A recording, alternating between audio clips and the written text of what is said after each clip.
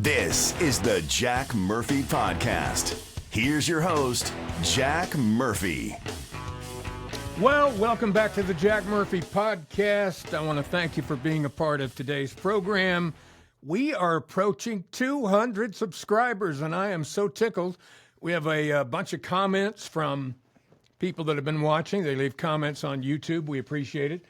Like and subscribe to help out the podcast. It all has to do with algorithms, way above my head, but nonetheless, if you'll like and subscribe, it'll help your buddy Jack out. So yesterday afternoon, I was watching television.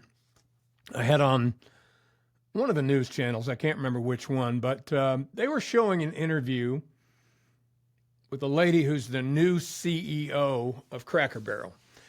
And the interview was Jim Cramer on CNBC. And you could just look at this woman and she just screamed woke. She had on the big black glasses and she was saying all the key words that CEOs say. And, you know, I heard her over and over and over, and she talked about the managers, that they had a meeting maybe in Jacksonville. And she said all the managers were so excited about the changes and they want to know when they're coming to their store. But I didn't hear a lot about the customers. And I would just say this about Cracker Barrel. One, a lot of businesses, I think, make this mistake. They have a product problem or they have a people problem, and they try to fix it or they try to fool consumers by rebranding. And that, in some cases, I think works for a minute, but it doesn't work in the long run. And that's exactly what's wrong with Cracker Barrel. I used to go to Cracker Barrel a lot, way too much, probably twice a month on like Saturday morning. And I just don't anymore because I'm trying to eat healthier foods. But I loved Cracker Barrel. I mean, it reminded me of being a kid. You know, they had real homemade biscuits, real gravy. They cooked eggs perfectly every time. And you always had a great waiter or waitress. They were in a good mood. They were friendly. They were prompt. Your food came quickly. I enjoyed the surroundings. I liked the big fireplace and all that. And then COVID happened.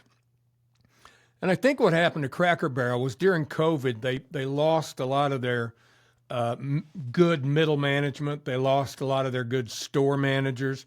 And I think they lost all their good waiters, waitresses, and cooks. And then after COVID, sales were down. And instead of looking at it for what it was, they blamed the CEO or whoever the manager was at the time, and they start firing people. And so instead of, the program, we already started. We're talking about Cracker Barrel already. So instead of fixing what was wrong with the product, they try to rebrand it. Now, maybe the inside of the store needed a little bit of refreshing, but the last few times I went to Cracker Barrel, the food just wasn't as good.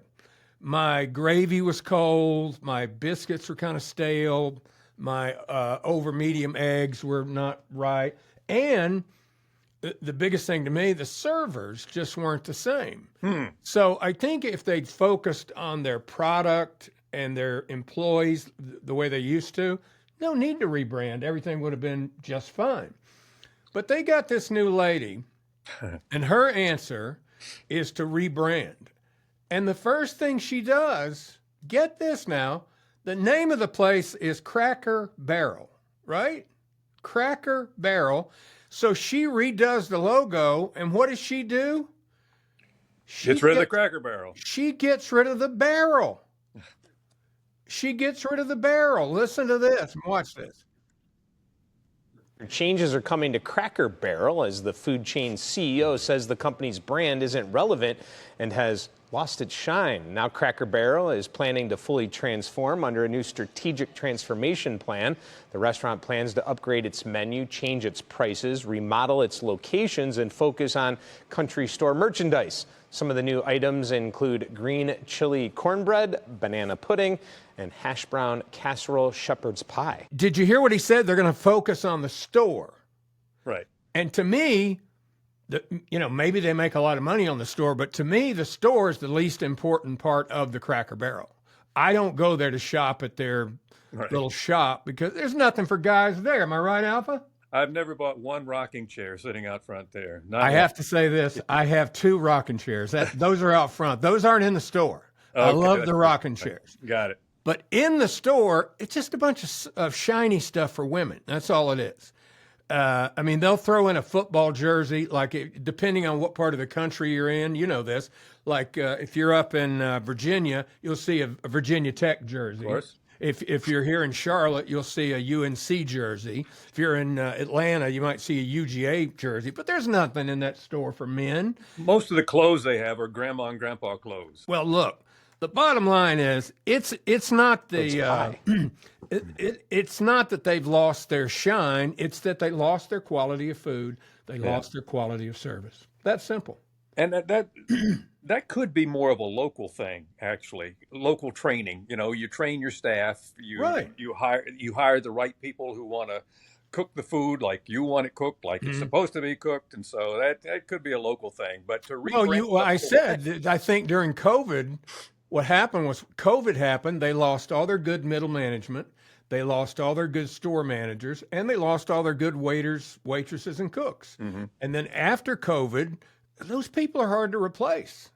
They got other jobs, other places, and I guess they're not coming back. But yeah, COVID did a lot of damage to everything. Yeah, it did. We've talked about that before. Yeah. Alpha's up in Virginia. Are you visiting your lady friend up there? I am. I noticed that when you're there, when I call you on the telephone, you talk a little softer, a little nicer. If he's at home and I call him, he goes, "Yeah, what's up?" Hey. I call up there and he goes, "Hey, what are you doing?" No, that's not true. So here in North Carolina, I don't know if it's like this everywhere else, but there's a guy that I know. His name is Nito Quabain. He's a very, very interesting guy. Mm-hmm. If you want to see something amazing, go look up High Point University. Right. And see what he's done to High Point University. I mean, it was a rundown, just, third-tier college.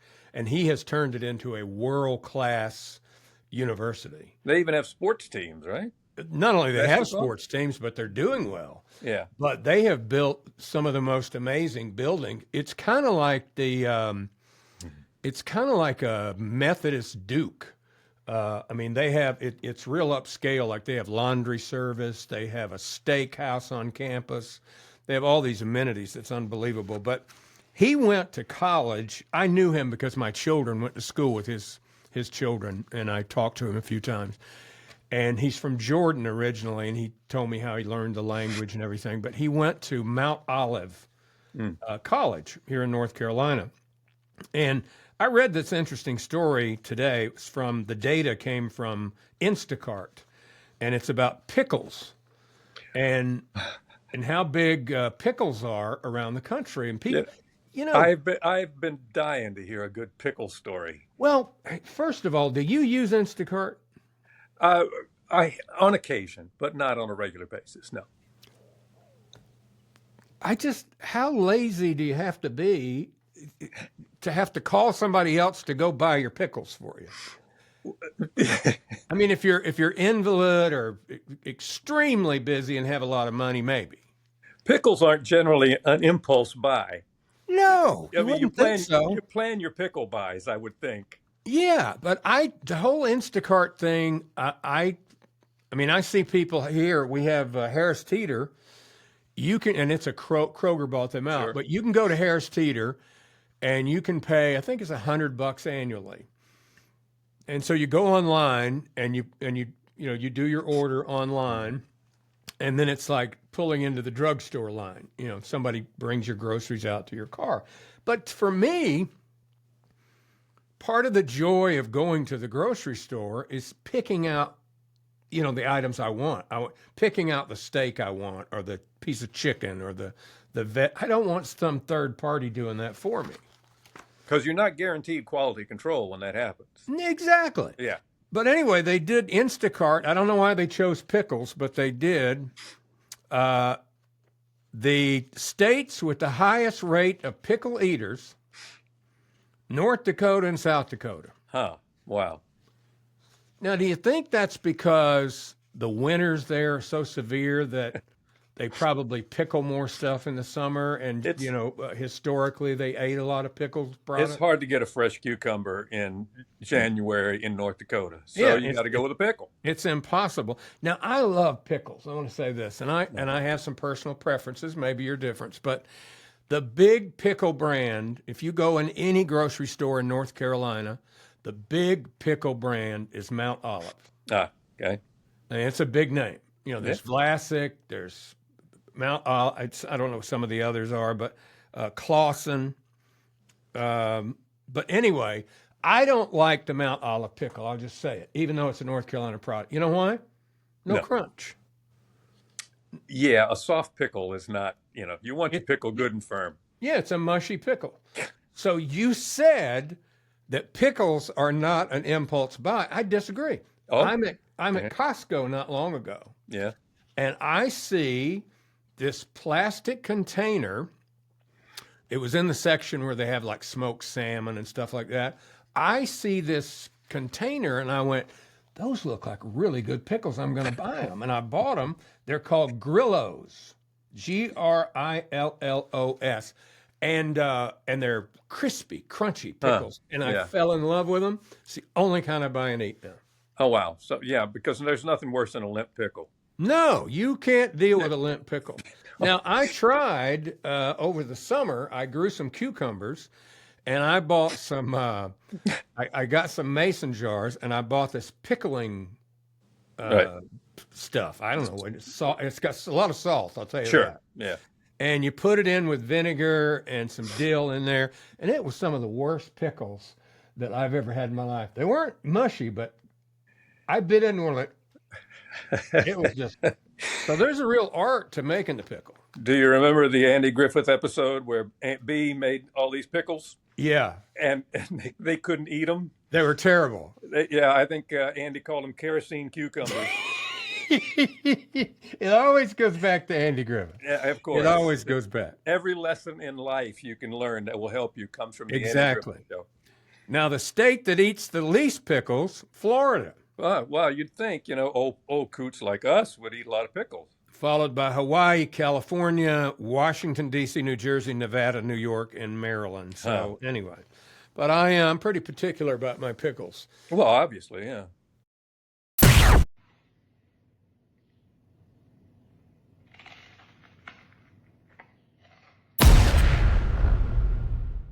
Now, yesterday, Alpha, we talked a little bit about Kathy Griffin, and Kathy's gone on one of these dating sites.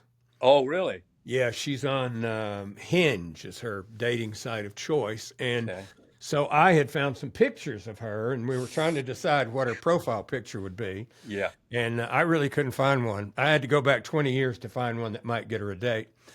But anyway, we did this episode, and then I got a comment on YouTube from one of our new subscribers, and she said that her son is a waiter at a real high-end restaurant in Hawaii, in Maui, and she comes in there all the time, and she said she's just a complete bitch, that she never tips, and they said you could hear her coming before she got in the restaurant, and once she got in there, she was loud and obnoxious, and the staff hates for her to come in there. So apparently she's the same in person as she is on stage. So what picture do you think she would want to use in order to lure someone? Well, you can go look at yesterday's podcast. I had about 10 different pictures, but she just had some new plastic surgery done. And she's kind of let herself go in some of the photos I've seen, and she's overdone the plastic surgery to a big degree, and now she's one of those people that she's so thin and wears a wig all the time, so that when you see her with her natural hair, you go, "Ooh, what is that?" Well, the good news is Halloween is coming up. Halloween is coming up. She might get a date for Halloween. Costco, you think those pickles so good? Those animated things they have that scare the kids? Get her and animate that and put that on your front porch for Halloween. That'll work. Yeah. And they've gone crazy with the decorations and the stuff for Halloween. They got 10-foot tall skeletons and ghouls and stuff that you put in your yard. That's crazy stuff. Yeah, we have them in our neighborhood. And what's the Temu? You heard of that? Temu? Yeah, of course. Yeah, that's a Chinese thing. You can thing. order these giant spider webs and right. people put those all over the neighborhood. It's terrible. Yeah, Temu's a Chinese thing, I believe, and sometimes the quality of merchandise is questionable. You're only going to use it one season, let me say that. True. And then you got to find a place to store a 20-foot skeleton. I mean, where do you put that? Where do you put that? Exactly. Now, Alpha, I do a lot of walking. Yep. And thank goodness the weather is beginning to break a little bit. We're getting a little bit of, we had 15 days of rain here in North Carolina, but the temperature at 6:30 in the morning when I walk, it's not 85 anymore. It's lower to mid 70s, much nicer. And so you don't get quite as swampy. But I don't care how swampy you get. I would never do what this guy did. My husband keeps using my pads. Zach, tell him why. It's for my swamp ass, Haley. You've got to be kidding me. No, like you put it down there and it fits perfectly right there and it gets all the moisture. So yeah, I'm sure everybody does that. I'm sure it's more than one. More than one. I am. What? It beats putting baby powder. You just take one of those, it sticks right in there. Dumbass. It's not. It's perfect. I don't care how swampy it gets. I'm not doing that. There's some things you just don't want to admit to. Yeah. I wouldn't have told that. Only way that would have come out is if she had busted him stealing one of those pads. Yeah, and wouldn't. And then interrogated him on just what he was doing with it. I wouldn't put that on social media. No. For a minute. Not at all. So Paris Hilton is back. Paris Hilton, she married some billionaire. As if she didn't have money already. Yeah, but she married up. If you can imagine that or not. But I got to give it to Paris. She always makes a comeback. She's. You get past her racial, homophobic, anti-Semitic slurs that she had a little period there, and then her hoe phase that she went through and everything. But, she's married now. She's got children, and she's got a new animated children's show. No. Called Paris and Pups. Paris and Pups, which is coming to a TV screen near you. I wouldn't want my kids watching it. No, What kind of lessons could you learn from a Paris Hilton animated type thing? I don't get it. It's like Taylor Swift. Have you seen some of the photos from her that she's released? Showgirl or thing? Her new, is that what's called? Yeah. She's got some very racy stuff. I wouldn't want my little daughter looking at that, but there's no stopping it now. Well, I mean, her audience now is guys like Jim Comey. So, I mean, when he can watch Tay-Tay and get excited. He's learned to be a better person because of Tay-Tay. Yes, he has. By the way, I was talking about this. I don't know if you were on the podcast. I said that I predicted it would be the biggest one-time podcast you did. in history, and it was. Yeah. And the money that Jason and his brother made off that episode, unbelievable. How much money do you think they made off one episode? God, no guess. Could it possibly have been more than $100,000? 22 million was the estimate. Get the hell out. 22 million, and it's growing because around the world people are continuing to watch it. I mean, millions of people watched it. So how connected are you that maybe you could get Tay-Tay on? I don't have no. I could post a picture. Let's post. I'll tell you what. I'll post a picture of her, we'll see if that helps. We'll just post a picture right here, and then we'll let everybody know that we're posting a picture of Tay-Tay. That's Taylor Swift right there. So subscribe and like so we can make 2 million. We'll be fine with us. All right.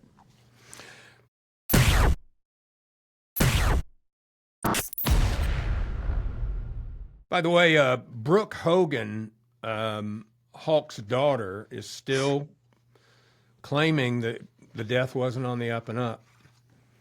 Really? I don't know if you were with me the day I was talking about. I saw an No. interview with a doctor who was talking about what probably happened to him. He had a 12-hour surgery where they go in and they put this cage around your spine and put screws in it to fuse it all together because his back was so jacked up. And the surgery was like 12 hours. And I had seen a video a couple of weeks before he died where he was in an auto repair place where they're working on hot rods or something. And he was saying, yeah, I'm doing great. And he's jumping around trying to run. And this guy said, because he had gone back in the hospital for a follow-up surgery, and he goes, almost guaranteed he had a hardware failure, meaning he tried to do more than he should have, and some screws popped out or something. And he said, when that happens, you instantly are in intense pain, and they had to go back in. Oh, And gee. so he said, whenever you do that, it's much worse because the body's still inflamed. Right. You bleed more, the recovery's longer. And he said, and they may have damaged his vagus nerve or nicked an artery. But Brooke is saying that body cam footage and 911 calls could change the narrative. This doctor that I saw interviewed said they probably just kind of sent him home on hospice care because there was nothing else they could do for him. In other words, either the body would recover from the second surgery or it wouldn't. But she wants to see the body cam footage and hear the 911 call and all that stuff. And I don't know if the wife, Sky Hogan, doesn't that sound like a stripper name? Sky Hogan. I don't know if she's going to allow that or not, but she questions a general physician signing off on his death certificate. So I wonder if will there be any sort of investigation into that? I think, they've already issued a death certificate, no foul. I mean, they called 911. They tried to revive him. They took him to the hospital, gave him CPR forever, and he just didn't come back. Wow.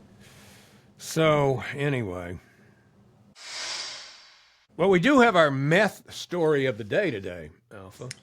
Pickles and meth. Where else always can you get this? look for a good meth story. In this particular case, the meth user apparently escaped without being arrested, but a school district in Indiana was forced to cancel school this week on Tuesday, the fifth school day of the year, because overnight somebody stole all the catalytic converters off the school buses, 20 of them, so they didn't have any way to go pick up the kids. That's a pretty common thing with the meth heads. They prowl around at night and cut the catalytic converter. Of course, the kids are celebrating. Oh, they love it. They're high-fiving each other. They love Those it. school bus. I never knew. Have you ever watched the? There's a couple of good things on Netflix for a change right now. You got to watch the special on The Biggest Loser. Oh yeah. I actually have a friend, a guy that was the worship leader at the church I was going to at the time. Real nice guy. He was on, I think, season 8 of The Biggest Loser, and he didn't win, but he was one of the finalists. But he lost. I mean, this happens to him all. He weighs about 650 pounds today, but he lost down to like 185 and ran a marathon right after he did it. But this is a show about what goes on behind the scenes. And you didn't, when you saw that show, you didn't really realize how cruel it was. I can't remember who was the female comic that was kind of one of the hosts of it. And she would bring them out and they would raise a curtain and they'd have all this food on the table, cakes and bread and fried chicken. And they'd say, you can eat all you want, but you can't use your hands. And so it was just humiliating, really. And it turns out they were using less than legitimate and natural methods in order for them to lose all this weight. Because one of the guys that's prominently displayed in this special that's on, he weighs about 650, And they show him when he was on the show, and he goes, yeah, he said the last 3 weeks I was living on water with molasses and salt in it. That's what I lived on for like 3 weeks to make it down to the way. And Jillian Michaels says she may sue them for the way she's being portrayed in this thing. Well, yeah, she didn't. She came off like a real villain. Yeah. Well, if you watch the show, she was a real villain. Right. I mean, she was just a bitch on there. And that other guy, the other trainer that was a gay guy, he wound up having a heart attack. Oh, gee. Remember him? Yeah. He was in great shape, worked out all the time. He had a heart attack. So the other show on Netflix, I guess it's been on there for a long time, but I didn't know about it. But it's the story of the guy who invented the catalytic converter. And what a revolution that was, because I guess back in the mid to late 70s, the government had put all these new rules about exhaust pollution on the automakers, and they didn't know what they were going to do. They didn't have a way to fix it. And so they were going to have to either drastically reduce the size of engines that they were putting in cars, they really didn't have an answer. So all these manufacturers are scrambling, trying to decide what they're going to do. And it was like, it was almost like government espionage. This guy came up with a way to eliminate a lot of pollution with the catalytic converter. And I didn't know this, but the reason catalytic converters are so valuable, it uses palladium, which is a pretty rare metal inside it, and somehow it reacts with the exhaust and stuff. But it's a fascinating story, and there was all this corporate espionage going on. People were trying to steal. Really fascinating documentary. Where does a crackhead go to fence palladium, I wonder? They just sell the whole thing to junkyards. They buy them, and then they send them off to places that extract the palladium, and then they're used to go in new catalytic converters, which are stolen again. It's an interesting cycle.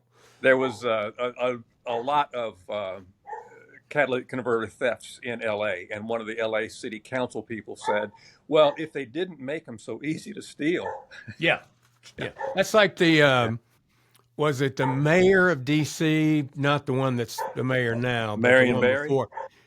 No, it was more recent than that.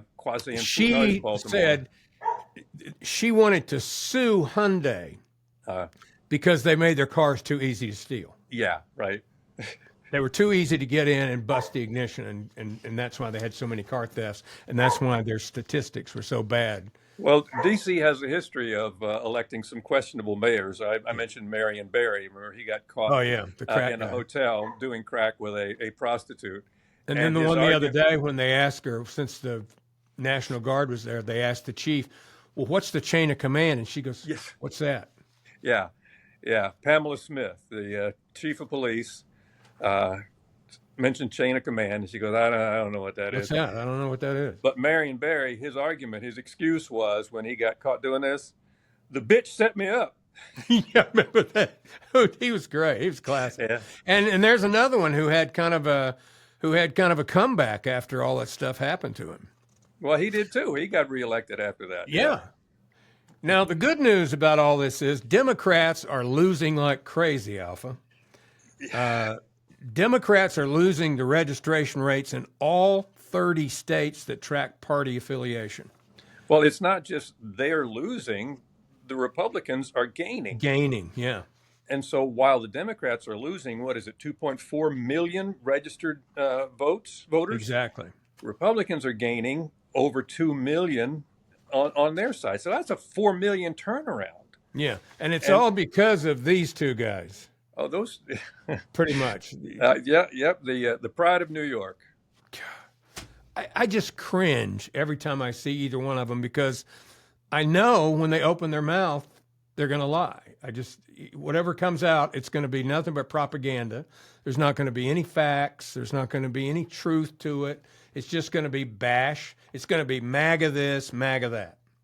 And then there's Jerry Nadler, also from New York, who I think wears the world's longest zippers on his pants. His pants come up to about right here. His waist size and his chest size are the same. He starts with his zipper up here, and then I don't think he can reach all the way down to the bottom of it. Yeah, I said the other day, I wish they would get a Batman, just one Batman, and stick with him. I think he should be the Penguin because he could easily be the Penguin. He walks like the Penguin. He is the Penguin. He is. I don't think there's ever been a Penguin though on Batman who actually shat himself. Which yeah, you're exactly right. Now, when are you coming back to? When are you coming back home from Virginia?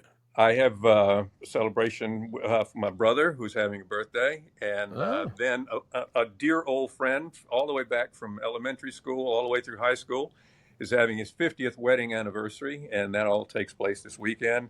Then I head back down to Georgia and have a few more scenes to shoot in Sweet Magnolias. Awesome. Well, I wanted to, one quick thing. I've been talking for a couple of weeks about this documentary about the JFK assassination. Right. It was supposed to drop yesterday, and I don't know if you heard about this, but a congresswoman had a press conference and announced that she's got all this new JFK information. Oh. And it was so shocking that we've added a whole new section to the JFK assassination documentary. It is basically the Russians handed this information over to the CIA at JFK's funeral. Right. And the information was that Lee Harvey Oswald didn't do it. We wouldn't hire. He's unstable. He's a terrible shot. All this stuff about him. And the CIA withheld the information. Yeah.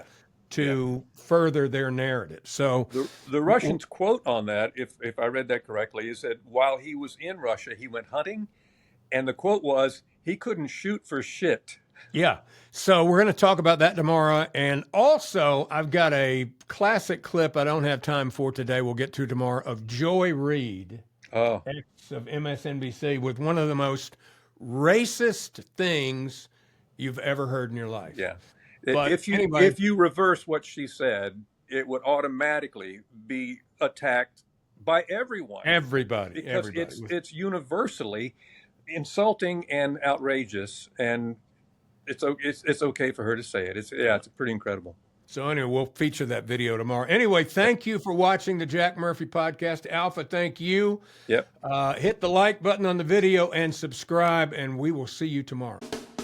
Thanks for watching the Jack Murphy Podcast. Remember to like, subscribe, and ring that bell. Go ahead, ring it. Get alerts when a new episode drops, and tell your friends about the Jack Murphy Podcast. But only the cool friends, please. Tune in next time for another episode of the Jack Murphy Podcast.